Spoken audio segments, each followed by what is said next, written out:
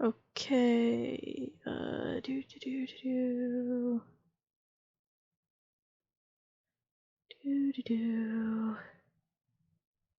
Let's just get everything.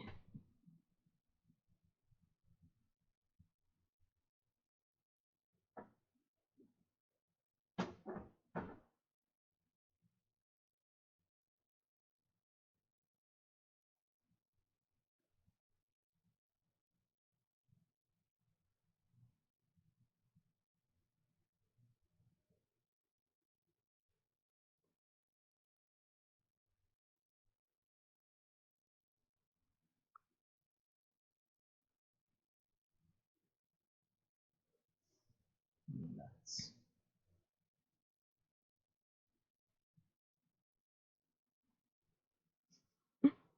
I'm done.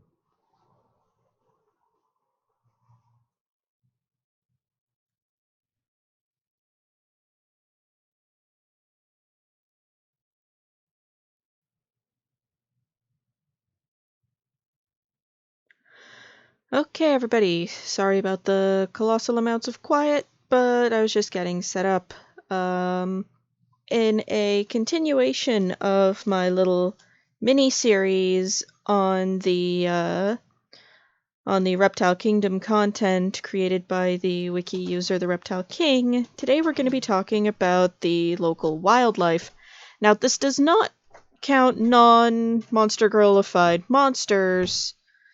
This is basically just the various critters you'll find bumbling around. Some of the notable species, I cannot remember the conversions from meters to feet, so I'm just going to give the basic meters versions. First off is the Godzillasaurus. These are among the largest predators to roam the kingdom. 12 meters tall, 20 meters long, 60 tons. This thing is an apex predator going unchallenged. Its mutagenic properties make it far more dangerous than anything else about it.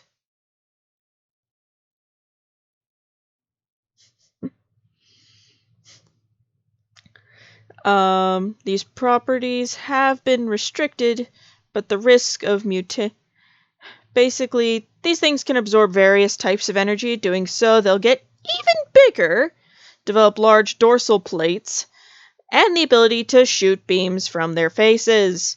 Eventually, this will dissipate and they'll return to normal.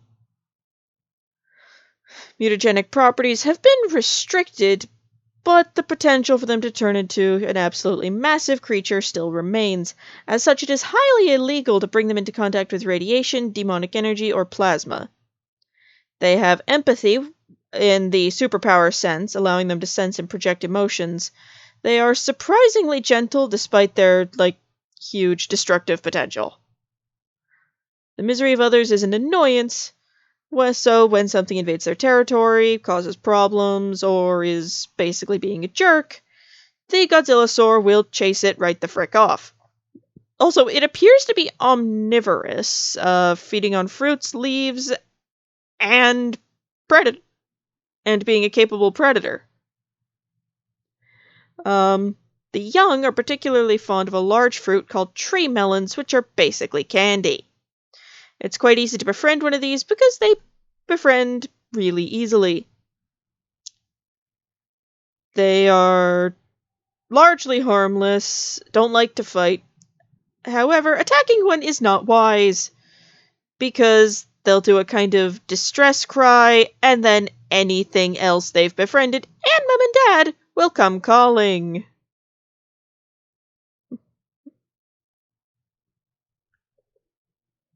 Aww, cuteness. Sorry, there was some cuteness going on in the stream chat, which I love. So, next is the creature called a Hulk. Hulks are small wyvernoids, not much bigger than the average human. They vary a great deal in appearance, but have the same general build of your bog standard primal form wyvern. As they grow older and stronger, they grow a unique pattern of fins, crests, and horns on the wings, legs, and tail and head. Wings, legs, tail, and head that serve as both status symbols, power indicators, and identification between different individuals. In the wild, they hunt in packs much like wolves. However, they have become domesticated and are now very rare in the wild. Through magical experimentation, special diets, and selective breeding, 6 breeds of Hulk they exist.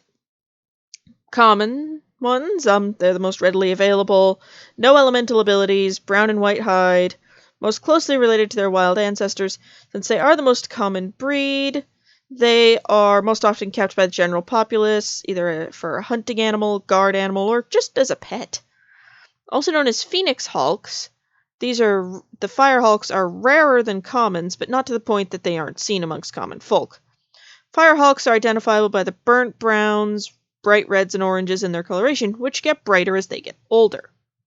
They also form a plate-like structure on their head as they get older. As the name implies, they are capable of using fire, most often with burning strikes from the talons, but also shooting elemental blasts and beams from their jaws. They're also capable of withstanding heat and smoke inhalation without much trouble. Once used to ward off predators from caravans or livestock, most often they are now a show animal, where owners compete to show off whose animal is the most brightly colored and has the largest, most intricate crest. But there are still some who do work in the field. Just as common, but in different places, are water hulks, which are more often seen near coasts, swamps, lakes, rivers, and other bodies of water, especially fishing settlements. Water hulks can be identified by the white, steel gray, and various shades of blue markings on them. They also frequently have fins on their tails, wings, and head. Just as suggested by the name, they have an elemental affinity with water, charging their claws with water magic, as well as shooting high-pressure streams and compressed globs. Water hulks are also quite capable of swimming, moving through water as swiftly and gracefully as they do the air. Commonly kept by sailors and fishermen, they'll serve as scouts, indicating where big farking monsters are, so they can be avoided, and indicating where fish are. They've also been known to retrieve fish for their owners or do herding into the nets, which is interesting.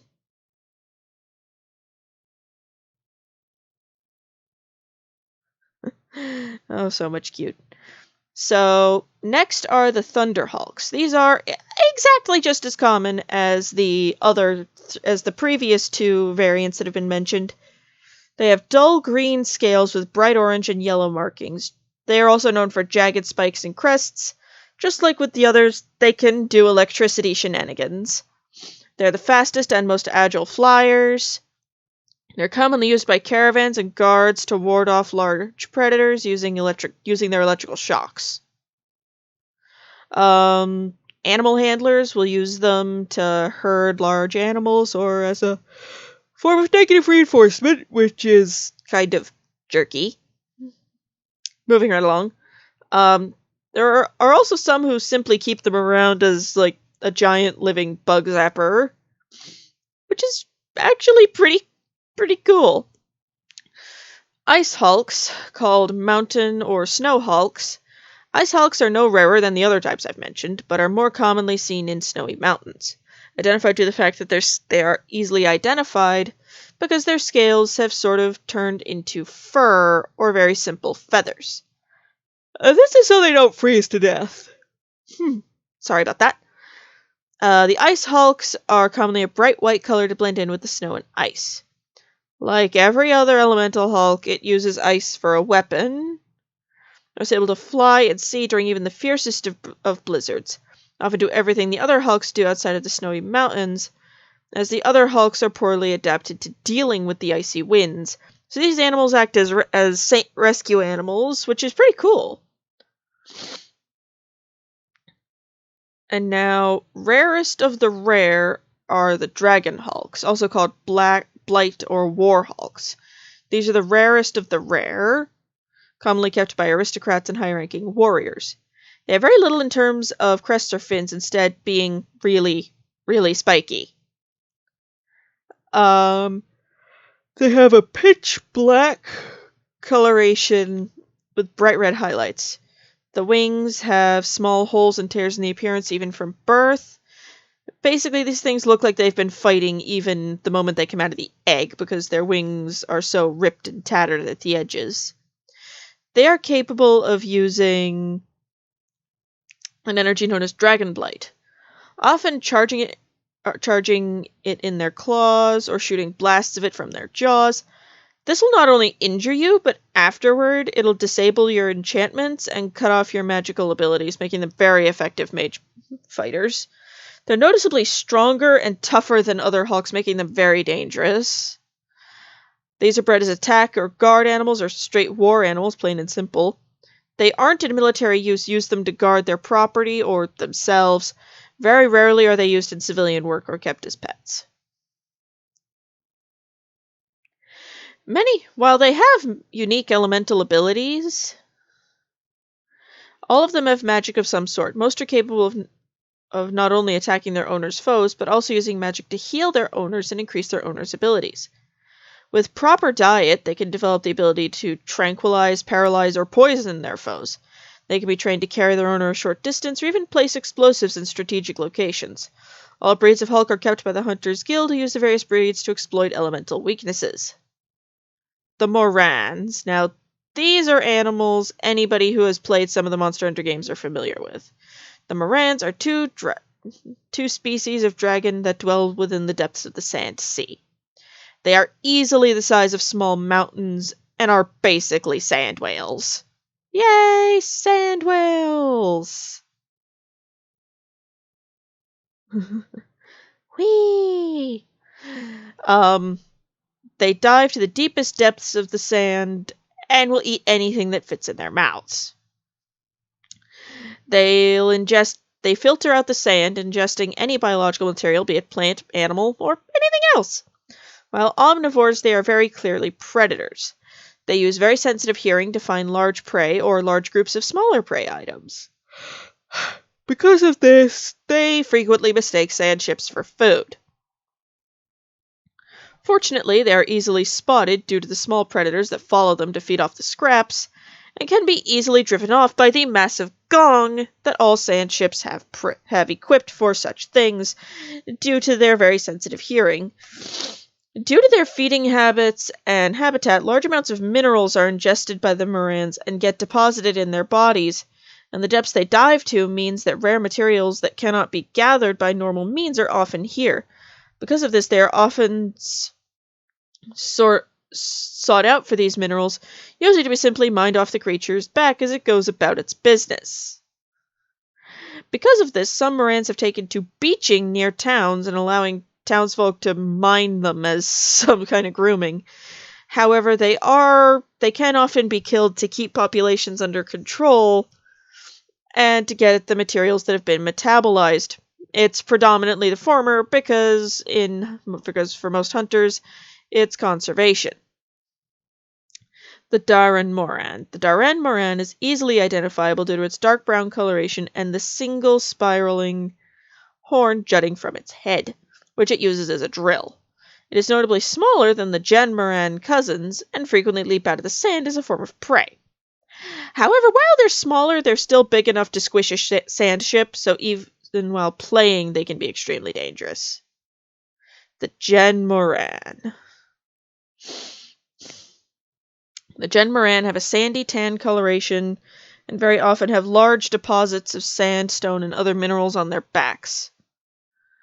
Most notable feature are massive tusks coming from their jaws, which they use to tear through the earth and gore territorial rivals. They are notably larger than their Duran Moran cousins, and due to the larger amounts of mineral goods on their backs, they are viewed as a symbol of commerce and wealth. They are more sedentary than the Duran and only leap when attacking. They've also been known to test the surface with the rocks on their backs, jutting up out of the sand, causing some unfortunate sand sailors to mistake them for a small mountain to dock their ship at and make the grievous mistake of disturbing its sleep. There are also very rare instances of abnormally large Jhen Mohran whose backs are covered in gems. Often considered to be a myth, these hallowed Jhen Mohran are the holy grail to Moran hunters everywhere, and even seeing one is said to bring good luck. These things are creepy as all heck. Skull crawlers. Widely feared for their ravenous hunger, they are a species of predatory lizard, usually growing between 10 to 15 meters and easily recognizable due to their lack of hind limbs, a powerful tail, and the distinctive white and black markings on their face that make it look like skulls. They are largely dormant in caverns beneath the surface. However, every few decades a nest will rise to the surface to feed and breed. They're aggressive, opportunistic, and indiscriminate. Anything they can catch and eat is fair game. They are very powerful. They have very powerful forelimbs, and their long muscular tails allow them to climb, and run very quickly, as well as grapple prey. They have a long, dexterous tongue which can lash out and drag small prey back into their gullet to be eaten.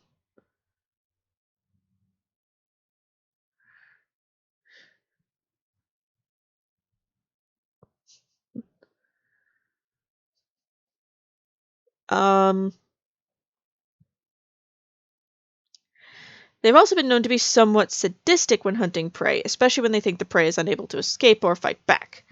Within the reptile kingdom, they are widely feared and hated by the populace, and slaying one of the creatures is considered the mark of a true hero. Godzillasaurs are known to seek out and violently kill skull crawlers when a nest awakens, likely due to the massive increase in fear and suffering caused by the skull crawlers, which infuriates these empathic creatures. Legend has it that there are crawlers who end up growing to leviathanic sizes and are capable of eating even the Godzillasaurs. However, it has been so long since one of these alpha skull crawlers has awakened, or has been seen, that many doubt the legitimacy. Should one ever awaken, only an elder dragon or a mutated Godzillasaur has any hope of stopping it. Now for something a little more placid. The Popo. One of the most common herbivores in the Snowy Mountains and the most common mammal in the reptile kingdom. The Popo is a large but gentle herbivore that fills a similar niche in the ecosystem as the grazing hadrosaurs do in other locations, and as the grazed hoofed beasts outside the kingdom fill, often acting as prey to the predators dwelling within the mountains. To the people living there, the Popo is invaluable as a beast of burden, a source of wool, and of food. The Popo's milk is often harvested to be made into various dairy products, and when the animal is too old, they eat it. The fat can be used as lamp oil, as well as an invaluable source of fat in colder climes. Their meat is a staple source of protein within Poke Village and the other smaller settlements in the Snowy Mountains, and in some circles the tongue is considered to be a special delicacy. Because of this, herds of domesticated Popo are commonly kept as livestock in the Snowy Mountains and the surrounding foothills. They are also a favored prey to tigs and unmonsterized tigrexes.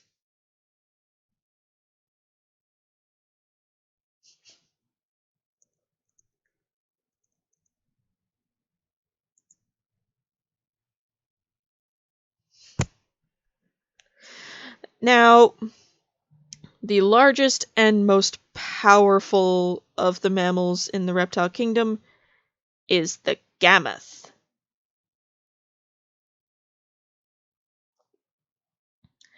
They are large enough that a wyvern could comfortably rest on their backs, and a hunter can only hope to reach their ankles with a blade. And they are powerful enough to contend with most lesser dragons in terms of brute force, and their thick fur shields them from their breath. Even during the harshest of blizzards, they see no need to take shelter and continue on without a care. A sleeping gammoth frequently gets buried in snow and can be easily mistaken as a hill or ice cave. Because of this, gammoth has become a symbol of fortitude and strength.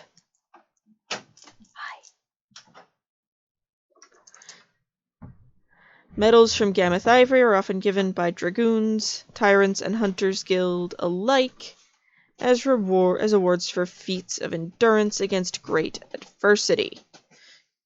Due to the scarcity of food in their natural habitat, they live solitary lives, only coming together to breed. Beyond this, they are intensely territorial towards everything except the Popo. Young gameths are born mature enough to feed on solids and are not raised by the parent, but because of this they often live among the Popo as a form of safety. To repay said Popo, it's believed that the adults will defend wild Popo herds viciously. Gameths are known to use their powerful trunks not only to grapple large foes, but also suck up large quantities of snow and ice, which they then spray out as a projectile or to coat themselves in for armor. Due to the harsh climate, predators, and their territorial nature, they have always had a very small population, causing any hunting of them to be closely regulated and rarely permitted. When it is permitted, however, everyone involved is a cause for celebration, because they bring in huge amounts of materials and profit to the nearby community. A creature of its size can bring in immense amounts of food, and the bones, tusks, and fur can go for an obscene amount of money on the open market. It should be noted that wild gameths are aggressive to all predators. Tigs and their unmonsterized counterpart, the tigrexes, are viewed with even greater hatred, and the gameth will do everything in its power to squish them. This is because tigs and tigrexes frequently hunt young gameths alongside the Popo, and gameths are said to have a long memory for grudges. Tigs, on the other hand, love to hunt and fight gameths, since it's seeing them as both an enjoyable hunt and a great feast to be had. If the enthusiasm a tigrex shows when faced with a gameth is anything to go by, they share the opinion of their monsterized descendants. And that is kind of the notable non-monster girlified life forms in a nutshell. Well, not really in a nutshell, that's them. What else would you guys like me to talk about, if anything?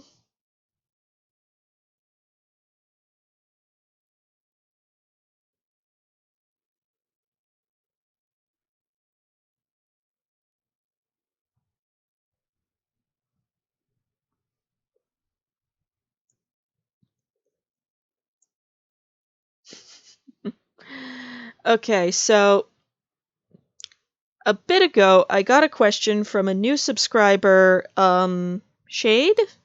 Shade Lady, I think I got that right, who asked, how Monster Girls worked, and I know most everybody here has probably watched the video I have on the subject. A better explanation is, it is never inopportune to explain how Monster Girls work.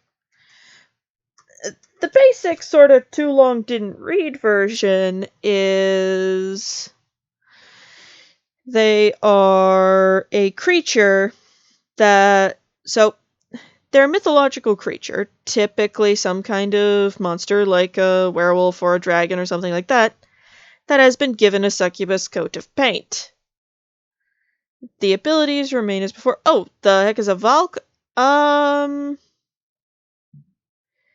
A Valk is, I believe, just a moment, let me, Valstrax. It is a monsterized Valstrax, one of the flagships from Monster Hunter Generations Ultimate. Let me see if I can find its entry. It's in here somewhere.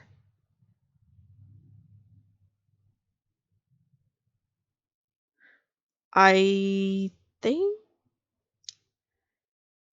Okay, just a moment. There we go. I looked right at it, but I still couldn't see it. So the Valk its non-monsterized version, Valstrax, is basically a rocket-powered elder dragon. Its entire body is designed like a jet engine.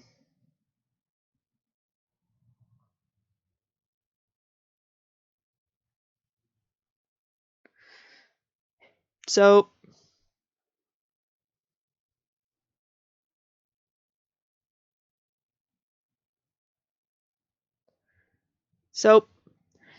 what they do is they suck in air through a vent in the chest, which is not visible on the monsterized version. Mix that with Dragon's Blight energy and then shoot it out their wing stalk things so they can then fly at ultrasonic speeds. Like, these animals can go at least Mach 1. The Monster Girlized version seems to most pretty shy and reclusive, preferring to land only long enough to take food before zooming off into the distance.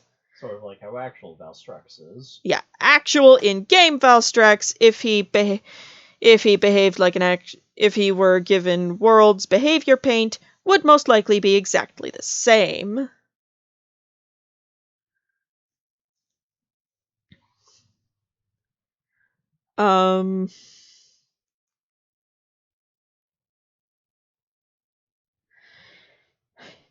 Another thing is they are an elder dragon. That means that their mere presence can alter landscapes, and that can be kind of a pain for them to have to deal with, because the rest of us who live down here